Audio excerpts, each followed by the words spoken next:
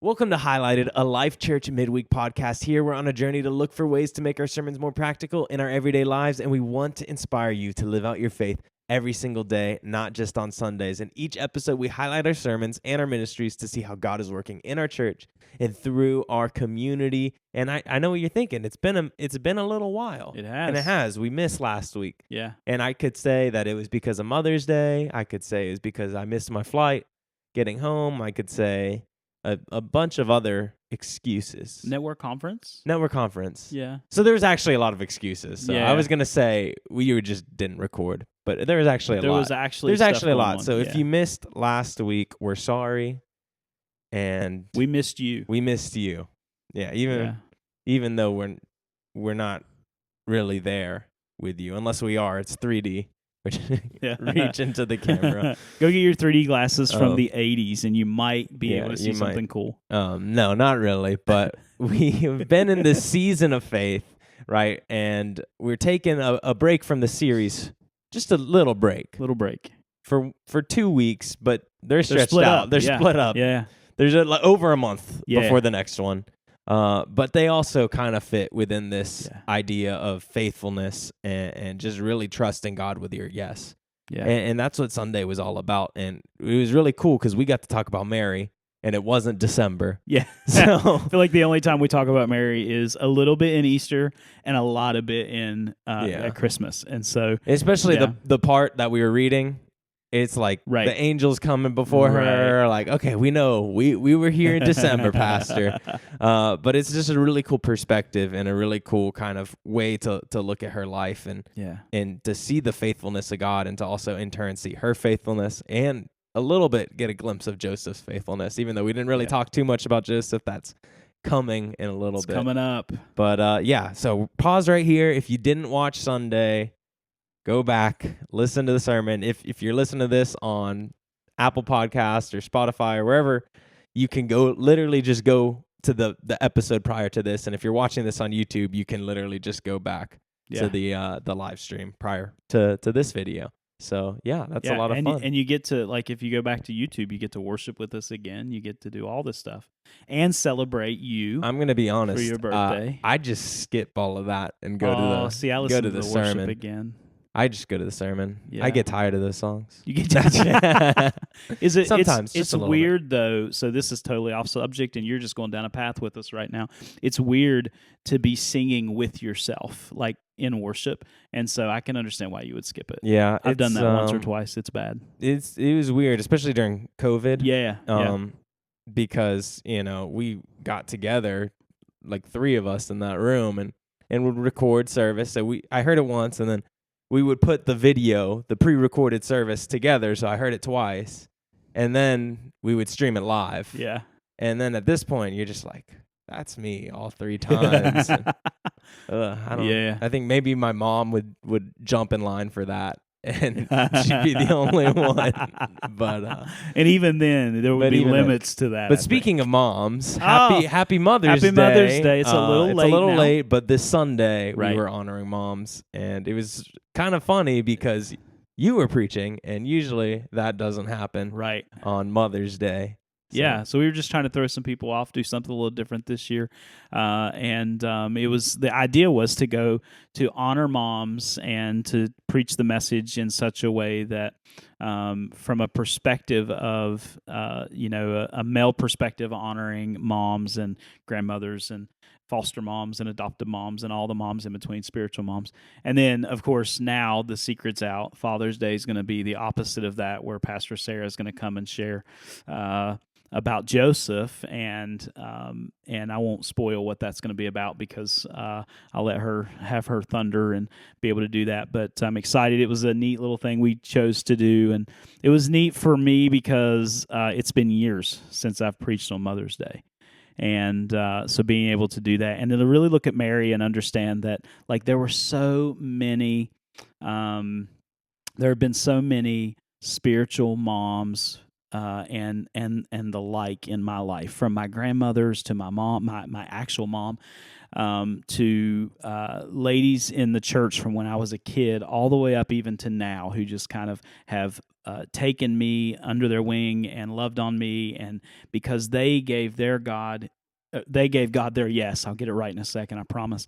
I'm able to give God my yes. And so it's the examples of these individuals. And so, I didn't get to touch too much on this on Sunday morning in reference to that. But like in my own life, I can think of, going all the way back to like 3rd and 4th grade, a lady named Esther, who was the pastor's wife at the church right next to where I lived, and I would go there some on like Sunday nights and Thursday nights. So the whole church moved service because I went to a different church. They moved the youth service from Wednesday to a Thursday because they wanted me to be able to come. And so I would go to another church on Wednesdays, go to this church on Thursdays. But I was struggling with playing trumpet. So I played trumpet in school, and I was struggling, and she was really good with music, and I remember she said, "Hey, I'll give him lessons," and she charged for lessons, but she gave them to me for free because we couldn't afford it. And then fast forward from there, just her pouring into my life. Fast forward from there to when I started at the church that I really grew up in, that kind of got me connected to the Assemblies of God. Now it's called Life Bridge Assembly of God. Then it was First Assembly of God. And you have Laura Hoggard, who is still very active in my life, but one of, the only reason that I can really function and move within the realm of what God's doing in praise and worship and in the Spirit and things like that is her. It was the things that she taught, and she really pushed and helped, and the reverence that comes with leading worship, and the things that while I don't do much of anymore, have done in the past and can do, but prefer to leave that to better people than I am. But and then and my grandmother, all the way to my grandmother reading her Bible, and the big family Bible sitting on her lap, my own mom who sacrificed, and you don't always see that as a kid, but you see that now as an adult. I look back and I see the sacrifices, and I see the yeses that they were giving God, that they yielded to Him, they embraced His will, and they sought Him out pretty continually. And so when we give God our yes, it's not just my yes that I'm giving Him, it's a conglomerate of all these other yeses that have already been given to Him. Yeah, and what's really cool is, we're not moms. Moms. But we both share the son's perspective. Right. Yeah. And we grew up with a mom who sacrificed things, who made choices, who made decisions that in the moment probably felt a little unfair, or, I didn't get my way, I didn't get that toy I wanted, whatever it might be. But looking back on it, you're like, oh, wow, like my mom did so much to get me to where I'm at today. And like having that hindsight, and you could do this, like you said, not just with your biological mother, but with all these women that kind of gave up something to make sure you're where you're at today. And like you said, like our yes isn't just about us in the moment. Yeah. But when we give God our yes, we don't know what He's going to do with it 20 years down the line. Right? Because Mary gave God her yes. But I'm sure she knew, right? She knew this is the Son of God, but she didn't think 30 years from now. Right. Where's He going to be? Well, it's one thing to know something; it's another thing to experience it, right? She knew, like in that moment. I think she had faith to know, and that faith would have been was afforded to her in that respect. But also because of the experiences, and we covered some of these, like even at the foot of the cross, Jesus is bringing to light this idea of the Proverbs 31 woman through Mary, and it was incredible to see how that knowledge turned into like experiential things for her. And she's not the only one, right? We can see that in these women in our lives. And so last night, in fact, I got a call from one of my aunts. So Malachi's graduating this year, and so we've sent out the invitations and all this stuff. And some of our families spread out.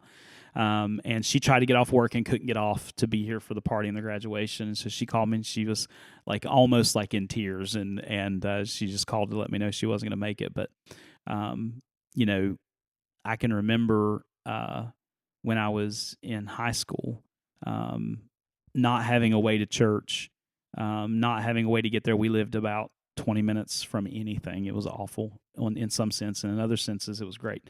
But we lived about 20 minutes away from anything, and she would pick me up and take me to church.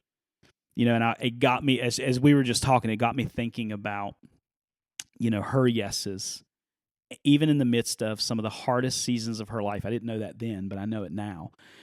She was saying yes to God, and it has molded and shaped. And so, we need to honor that, not just on Mother's Day, but all the time. And I want to say to all the spiritual moms, biological moms, adoptive moms, every mom out there, don't discount yourself because you're not seeing a specific type of fruit. Seeds that were planted in those moments where you said yes will grow.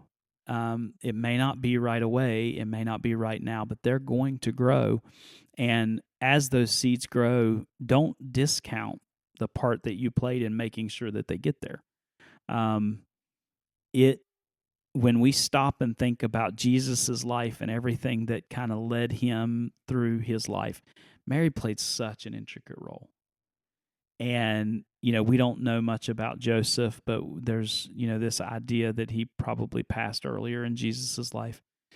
And so Mary's playing this dual role in Jesus's life. And even though he's God, fully man, it's still his mom.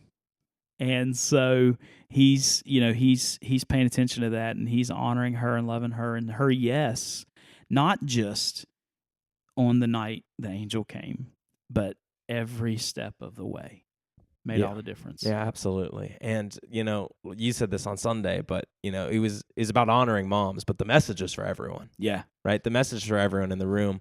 And, that's nice because a lot of times I feel on holidays like Mother's Day, Father's Day, it's easy for 50% of the people to go in like, okay, I worshiped. Right. Oh, this isn't for me now. I could relax. I'm going to turn my brain off for a second. But that was one of the first things you said. Like, you're like, we're honoring moms today, but everyone can get something out of this message. And, I just think back over the times in my life that, I've said yes, even kind of hesitantly. Right. But ended up right where I needed to be. Yeah. And, I wouldn't have guessed that, and I wouldn't have, put myself in that place. But knowing that God has a better plan for me than I can ever figure out for myself. And, what I do impacts others around me. Yeah. And I think, good. Of someone like your son, right? If I didn't say yes to God and I didn't end up here where I'm at, right? Would he be going, and would he even be graduating this year? We don't know. No. But, would he be going to Nashville and doing all the things that he's going to do? And I'm just a guy. I'm not even a mother, Right. Think of all the mothers that have sacrificed something. And so I think Sunday was super impactful, even just looking at the life of Mary, because we really just kind of and hit all of her life, and knowing the impact, that, which is crazy to say this out loud, but the impact she had on Jesus's life. Right. Yeah. You'd think it would just be the other way around. Like if I was, if I was the earthly parent of Jesus, I'd feel like so honored to be there. Oh, Jesus, thank you. But knowing like you just said, like she was still his mom. Yeah. And, through all the miracles, through all the great things, all the ministry that he did, she was always there rooting for him. She was. It was this repetitive yes to God. Like it was most of the time it was quiet. But this is where I think we miss it. A lot of times we say yes to God. We give God our yes on something massive, something big, on a massive scale. And then the next thing comes along and God says, okay, I need your yes again. And you're like, I just can't do it, God. Right? And so part of this didn't make the message, and in part because I knew we were going to be doing this, but part of this is like living my life from yes to yes with God, right? That puts me right in the middle of his will for my entire life. I watched a message the other day. I preach on Sundays, so I don't get messages. So sometimes I'll go back and watch sermons from different people. And I came across one of a guy that I don't normally watch, but he had a dresser on the stage, and he was like, we talk about our priorities and we talk about making sure God's first, and he opened the top drawer. And he was like, God's here, and then family, and then this and this and this. He said the problem with that is that if you wake up in the morning and you've just had a baby, right? You get up at 6 o'clock in the morning and you're like, all right, I'm going to put God first. I'm going to do my devotions. And then the baby cries. What do? Right?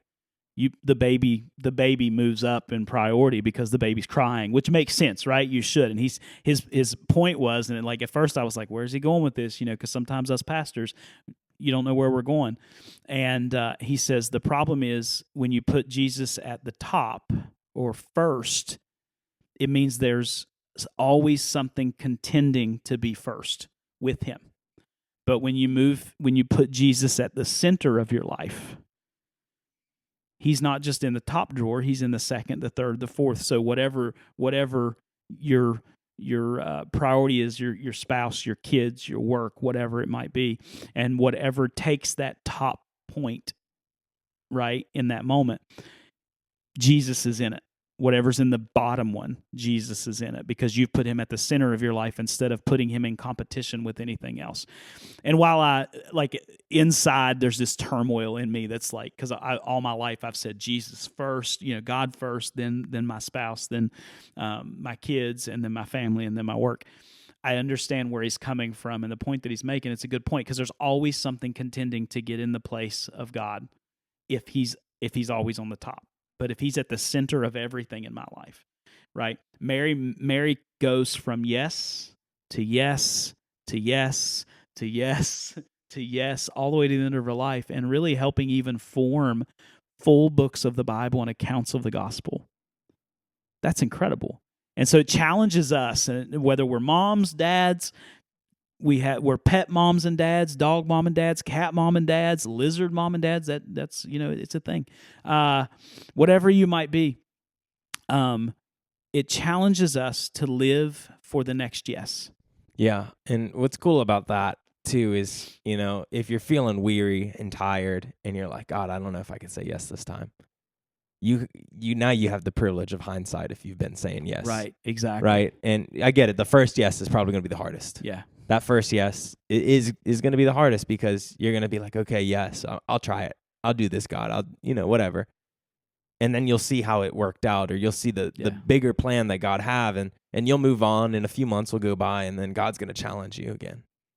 And he's going to say, hey, can you say yes? But now I can look back and I say, well, like God asked me to say yes back here, and well, this happened, and this happened because of it, or this person came to church with me because of it, and I never would have thought they would have walked into a church. So I'll say yes again, God, and years go by, years and years, and now you're at this point where like, God, I just don't know if I can do it. But now you can look back over and over and over again and really see the faithfulness of God in those yeses, in those moments, and just trusting that he's going to do it again. Yeah. And trusting that he is who he says he is. Yeah, that's good. Right. Yeah, so that when you look back on your life, you see that string of yeses, and any time a no comes in your mind to God. Like, I'm not saying don't say no to stuff. I'm saying don't say no to God, right? But when you look back and you can say over your life, man, this is just a string of yeses, right? I think also what that's going to do is that when you stand before God, right, that's going to be another yes, and He's going to say, yeah, I know you. You gave your life and you dedicated your life, and so we learn that from not just Mary. We learned that from individuals in our life who have said yes, and we continue to say yes because that's the example that we're given. And so the encouragement from the message, the encouragement from the podcast, the encouragement really from life, from day to day and life to life is, from pieces of life is to just give God your yes. And when the next opportunity comes, give God your yes. When the next opportunity comes, give God your yes. And by the time you look back and you're thinking, man, look at all this that God's done, you're going to realize that that string of yeses has given you an opportunity to live a life that has eternal impact. Yeah, and I think that's why discipleship and community is so important too, because you have all this learned experience. Right. That if you just keep for yourself, isn't going to help anyone along the way, right? If I'm walking through a situation and I don't know if I'm going to give God my yes in it, but you can walk along beside me and say, hey, like this is worth it. Right. This is what God did for me. This is how He's speaking in this moment, and you have the hindsight that I haven't walked through yet. Right. And I really, that's why, it's one of our core values, right? That community is our foundation because it matters, right? Yeah. Having that godly community around us matters, and it helps us in these moments where it's hard to say yes and where it's hard to even make the right decision, much less give God our yes. So, community is important, discipleship's important, and, I wish there was an avenue to experience those things. What would that be? What would that be called? I don't know, but midweek is tonight. Midweek is tonight, and midweek is for everyone, right? Yeah, we have kids and nursery and youth and adults, and it happens every week. So every single week, except with the like occasional, maybe three a year. Yeah, that it doesn't happen, and they're just awesome times of community. We really get to dig into a Bible study. It's not like a church service. I know what you're thinking at home. You're like, oh, I was already at church on Sunday. Totally now I have to sit through another church. I'm not going to be singing a single song except for House of Prayer. But that's then you sing a lot. Thing. Yeah, then I sing too much probably. No, but midweek is an awesome time where you can really kind of live out these things that we've been talking about and really see the faithfulness of God and surround yourselves with that godly community and grow in discipleship. And I just want to highlight that real quick, pun intended. I like it. And that is tonight. So if you're watching this when it comes out, if you're watching this on a Thursday afternoon, it's not. You gotta wait a week. You gotta wait a week. If Wednesday nights at 6:30. Wednesday night at 6:30. Wednesday night at 6:30. Yeah. Okay. So now you know. So now you can't blame us. Right. If you show up on Friday at 6:30, that's a problem. Wednesday night at 6:30. Friday night is no. Wednesday night at 6:30, and there's always so much going on. We're jumping back into our series on faith. Yeah. Right. But we're still walking in that season of faith. Yeah. Right? Absolutely. And we're jumping back into our series on faith this Sunday. It's going to be an awesome message. You're preaching again, which is weird because normally, Mother's Day, you'd have a little break. But you're just going. Just going, just going, man. It's going to be an awesome Sunday, and we can't wait. And there's so much going on, so stay connected. And as always, we love you, and we can't wait to see you again soon.